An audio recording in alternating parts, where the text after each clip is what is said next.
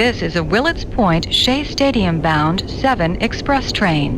The next and last stop is Willets Point, Shea Stadium. Let's look at this rotation that the Mets have going on here. And this is currently what the outlook is going to be. Kodai Senga is probably going to be the ace at this point, with Jose Quintana, Luis Severino slotting in at number 3, Manaea, and Adrian Houser, who they got in the trade with Milwaukee.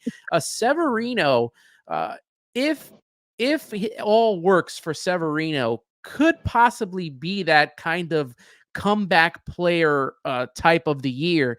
This is a guy that could slot in, and even the Yankees at a certain point thought that he would be their ace, or at least a 1A, 1B to a Cole Hamels. If the Mets are done at this moment in time, and we're hearing conflicting reports that the Mets were done finding starting pitching, then they're looking at trades and they're just going to see how things work out if price falls. Right. If they are done, can this current rotation as we see right now as is, do you think it can compete? Because that's been the big talk, is the Mets being competitive this season. Can this rotation compete, as David Stearns discussed? Well, I think one of the biggest things about any rotation in all of baseball is health, right? That's number one, first and foremost. Can they be healthy enough for those 5 guys to really make an impact? Even last year when they had, 2 future Hall of Famers signed in. They had Quintana brought into the rotation. Senga was a rookie coming over.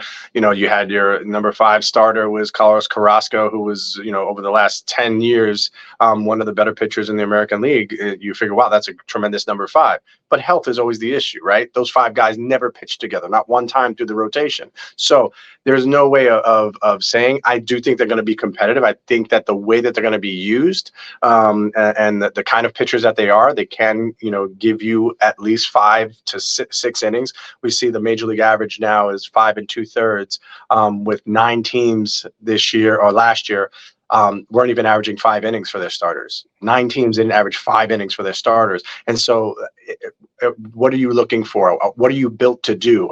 Do you have the bullpen to sustain guys only going 4 2/3? Do you have, guys that are capable of giving you a little bit more? And then that back end of the bullpen, how are you built on the back end of the bullpen? We know Diaz coming back is someone you have a high confidence level in. Rarely is still around, a very good lefty who we liked what we saw from him last year. I still think they, go back and get Robertson again. I think Robertson was a tremendous asset last year, and he was very comfortable here. So I think Robertson would be great. So I think there's a way to look at it where, yes, they can compete, because I'll ask you this question. If you can name me the 5 starters for either World Series team, I'll give you $1,000 for the this past World Series team. I don't think I can name all 5. Right. Oh, even I'll make it even worse, because it was going to be opening day for both teams. Yeah. No. Right. So that's my point, is that there's no way that you could tell me that the Diamondbacks went into last season saying, "Man, we're going to the World Series. Look how we're built."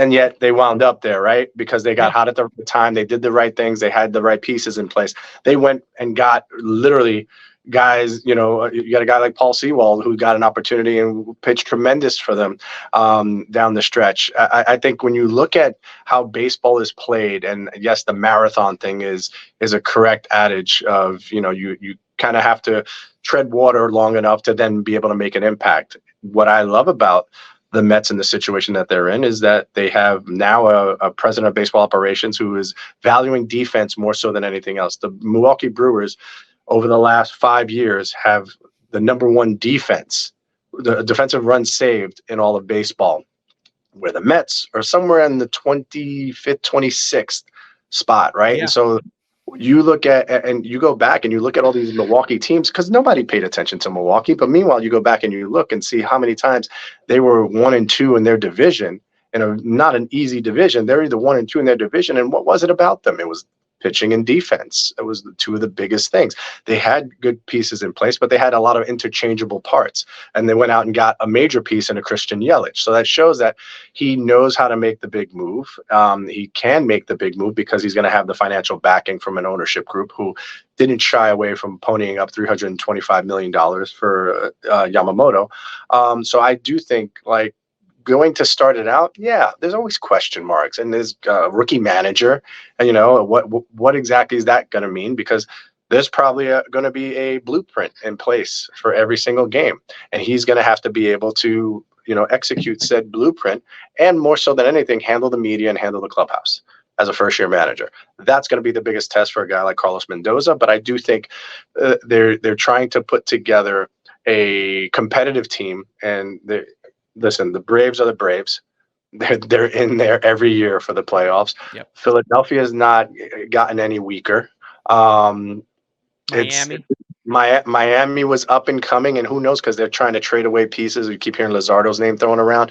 So the National League East, as we say every year, the National League Beast is not going to be easy. So to sit back and just think, even when the Mets spent $350 million, that it was theirs for the taking, no, it's still the Braves that are the cream of the crop. It's still the Braves that are, while they have all those guys locked up to these pennies on the dollar deals that I still can't understand how they get this lucky.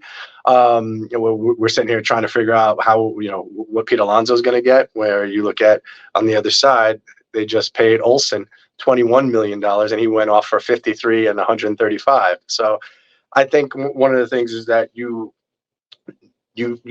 have to have this almost blind faith. I feel much more confident in what Stearns has been able to do than what Billy Epler was able to do. Because I said about Billy Epler from the beginning, we saw him in Anaheim with a almost unlimited budget with two of the best players on the planet. And I asked people, relentlessly, name me some of their starter pitchers that you've ever heard of.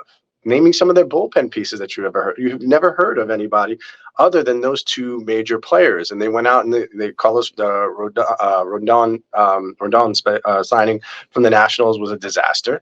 So those things were happening, but it was like we saw almost the same kind of thing happening with Billy Epler. Once they won the 101 games and Buck Showalter was at the helm, they said, you know what? Now let's really go for it. This is the time to go all in.